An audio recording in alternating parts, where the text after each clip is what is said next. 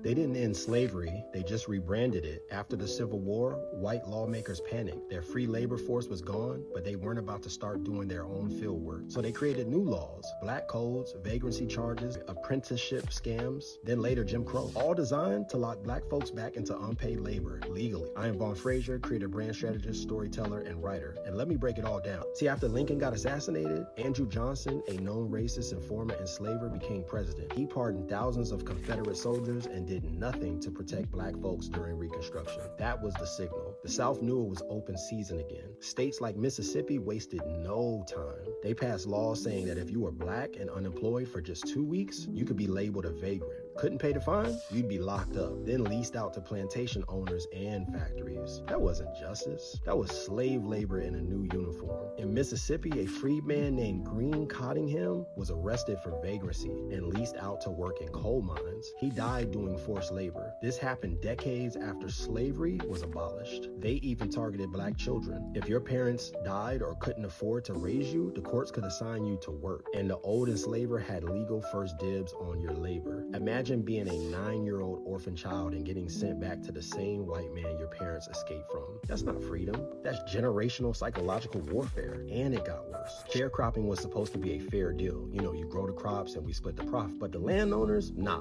They wrote contracts with so much fine print that you stayed in debt for life. Every season you needed new seeds and new tools. But who'd you get them from? The landowner. But at a high interest. And by the end of the year, your entire crop conveniently just barely covered your debt. You weren't building wealth, you were sinking, you were drowning. And Jim Crow laws said if you still owed money, you couldn't leave. In Alabama, entire black families were trapped on cotton plantations until the 1940s. Some didn't even realize until the civil rights movement that they could legally leave because the system never told them they were free. This wasn't just racism, this was branding. White supremacy rebranded slavery using paperwork, legality. They made it look like law, made it look like contracts, made it look like order. But what it really was, a continuation of control under a new name.